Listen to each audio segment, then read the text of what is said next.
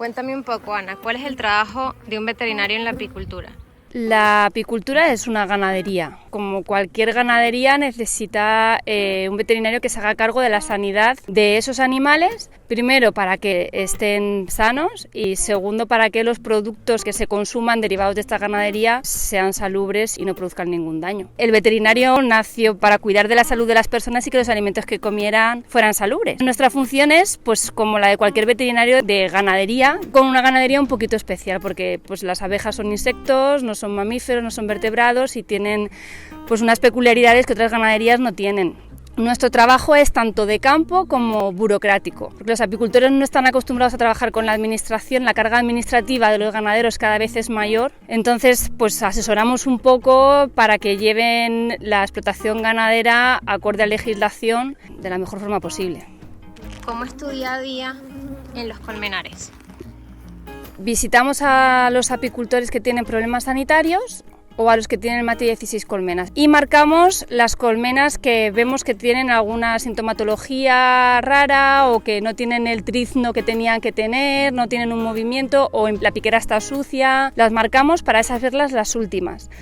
Si te fijas, vienen con las patitas cargadas de polen. Normalmente abrimos un porcentaje de colmenas al principio de las sanas y dejamos las que pensamos que pueden tener alguna patología para el final. Cogemos muestra de abeja para luego analizar en el laboratorio. Nos parece que es interesante saber la trayectoria sanitaria que tiene cada apicultor de cara luego a pérdidas de producción, pérdida de abeja, de dónde viene, por qué ha pasado. Entonces tenemos historial de cada apicultor que ha sido visitado. Una vez que ya hemos marcado las colmenas y sabemos qué trabajo vamos a llevar, empezamos a abrir colmenas. La muestra de abeja la solemos coger de los cuadros exteriores, que es donde están las abejas que van a pecorear. La cámara de cría la vemos, pero de ahí intentamos no coger abeja porque las reinas siempre suelen andar por ahí para evitar llevarnos a la reina. Esta lámina de cera se la pusimos hace 4 días. La han estirado y han empezado a poner un poquito de miel. Y esos que son más oscuritos es polen. Lo que llevan en las patitas lo depositan ahí y lo aprietan. Tiene que pasar un poco de tiempo desde que dejan el polen porque necesita cierta fermentación para que no les haga daño al estómago.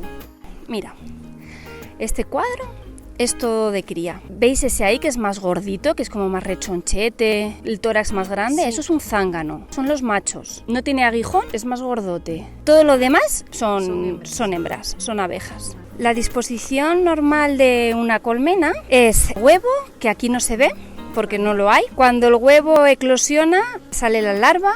Cuando pasan X días, ellas tapan la larva para que haga la metamorfosis.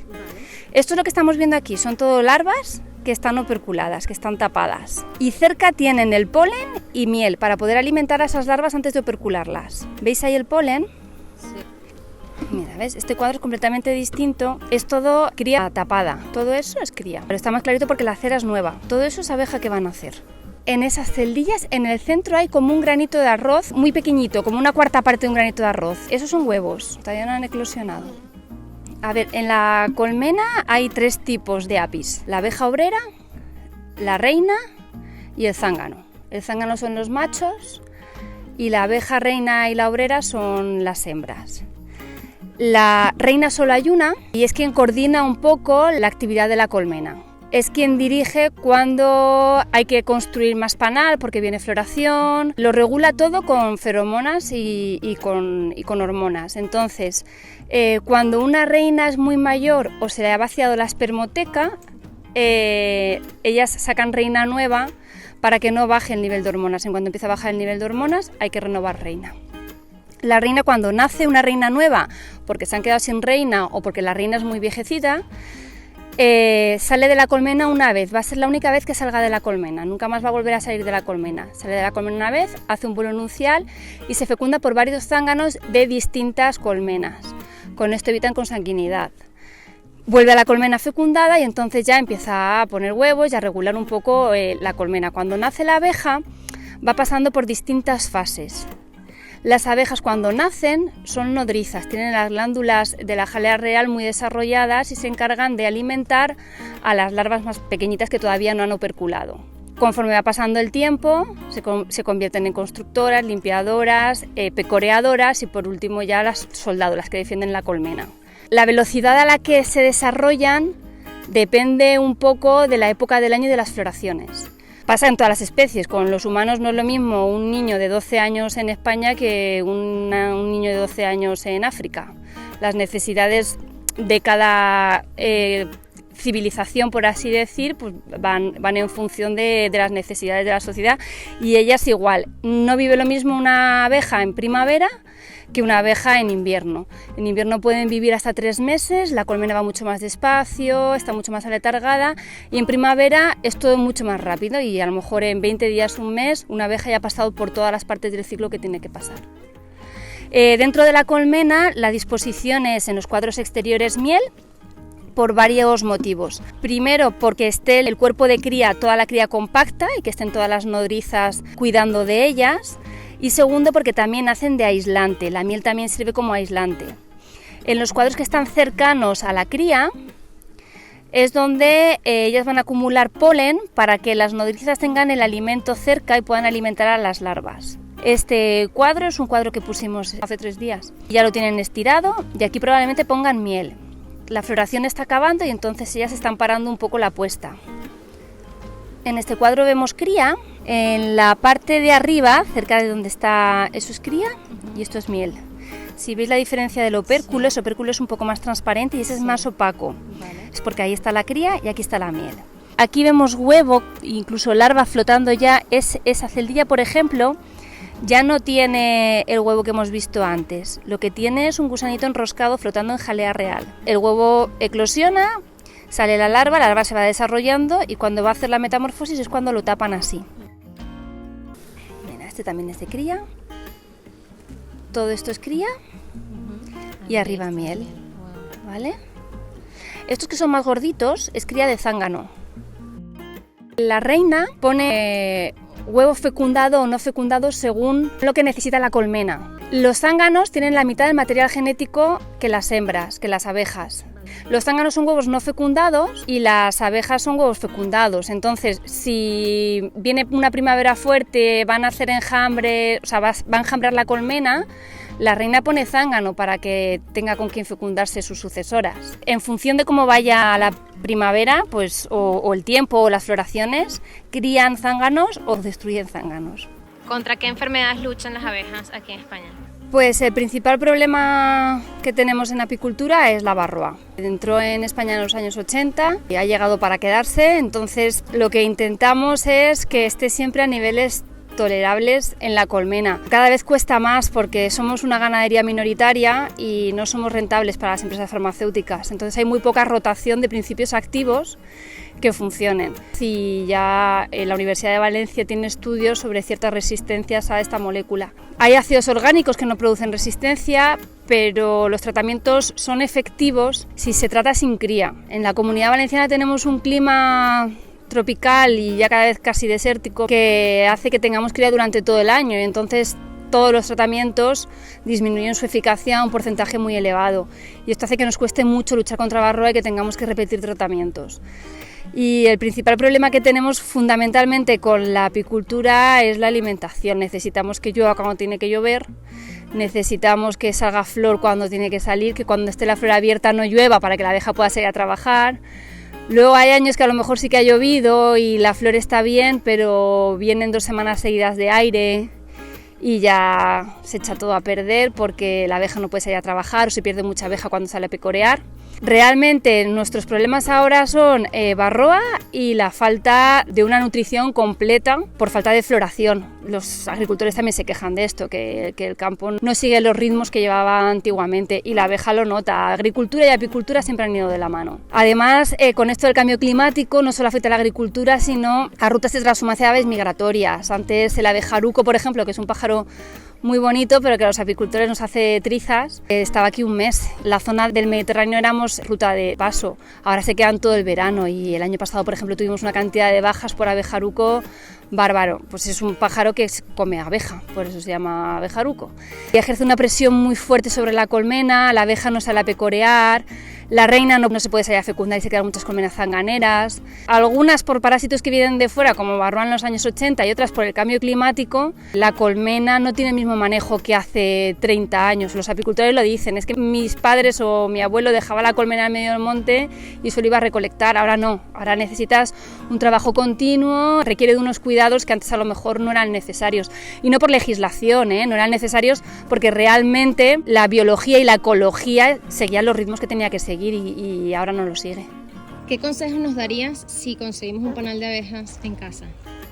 Si tenéis un enjambre en casa es porque ha salido otra colmena que está muy fuerte y se ha dividido. Las abejas cuando están enjambrando no pican.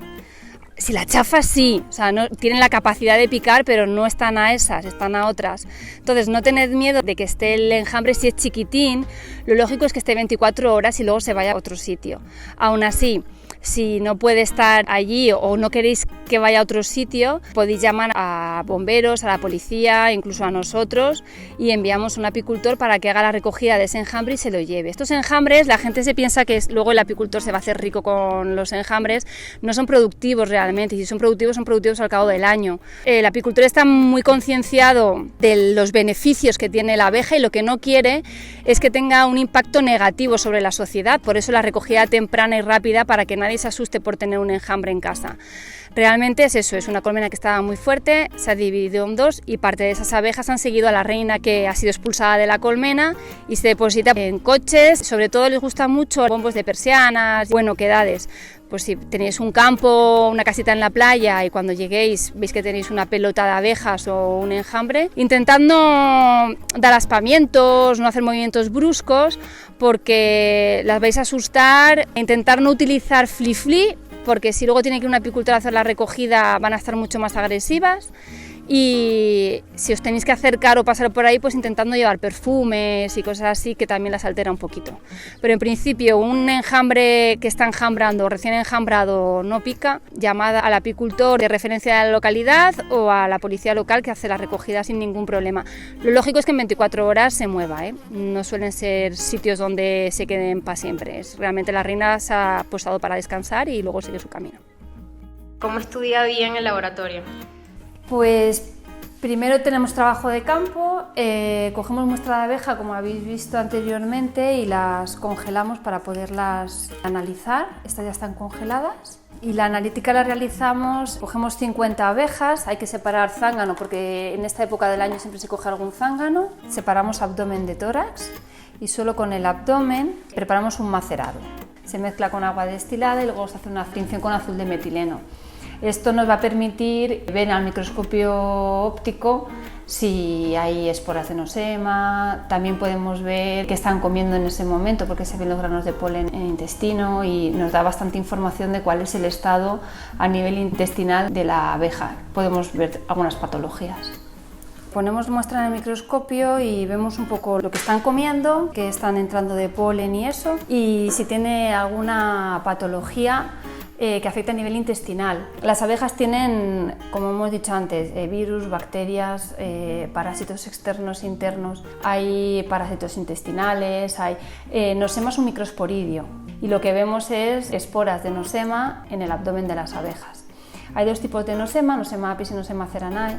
En principio una producía despoblamiento y otro procesos diarreicos, pero ahora ya están mezcladas las dos subespecies y producen tanto procesos diarreicos como despoblamiento según también el sistema inmunitario de la abeja.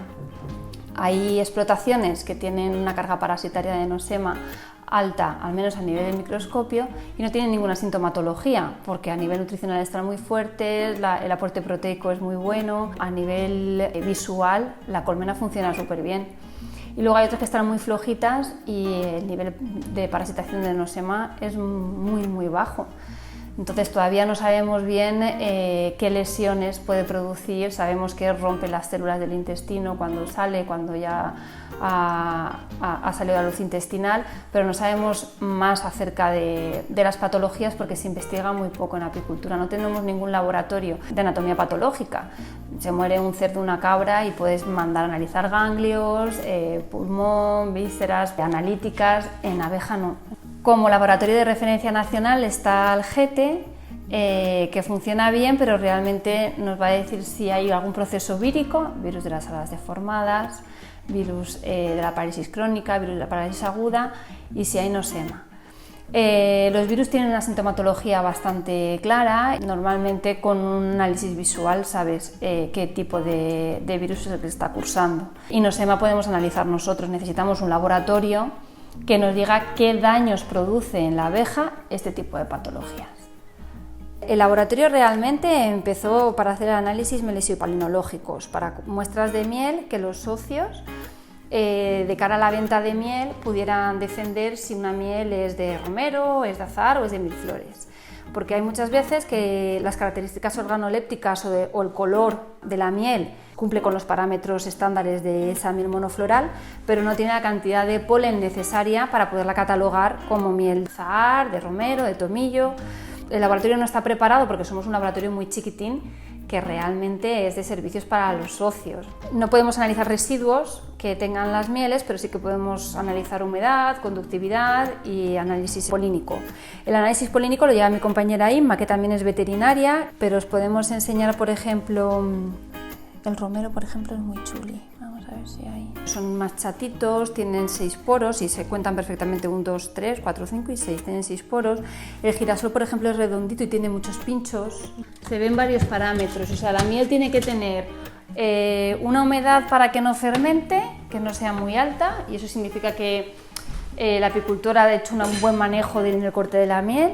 Y luego tiene que tener un color específico, una conductividad específica y una cantidad de polen. ¿Vale? Y el polen del romero es este, que es muy parecido al que vimos. Entonces tiene que coincidir el olor, el sabor, el color, el polen y la conductividad. ¿Cuál es la importancia de las abejas y otros polinizadores en el mundo? Pues las abejas son importantes primero porque producen alimento, que es la función principal que le estamos dando, pero cada vez más sirven para polinizar. Hay ciertos frutos como por ejemplo la cereza que piden que haya mucha abeja, piden a los apicultores que vayan porque el cuaje del fruto es mucho mejor, el calibre luego es mucho mayor, entonces necesitan la abeja para que el producto sea de calidad. Además de para polinizar, que es súper importante, también últimamente desde Europa se están utilizando las abejas como bioindicadores, contaminación, etc. Estamos en un proyecto europeo que participan 27 países y 20 colmenares de cada país, precisamente para esto, para poder controlar la cantidad de contaminantes microplásticos, fitos que podemos encontrar en el medio ambiente según donde esté cada colmenar geolocalizado. Pero fundamentalmente es fomentar la biodiversidad, la polinización de lo que comemos, porque la parte hortofrutícola necesita de la polinización, algunos para que el fruto sea de calidad y otros porque si no se polinizan directamente no hay fruto. Y luego porque producen miel, propóleos, polen, jalea real y un montón de productos que son de calidad y que nos ayudan en nuestro día a día, no solo como edulcorantes, sino también pues como refuerzo del sistema inmunitario, etc.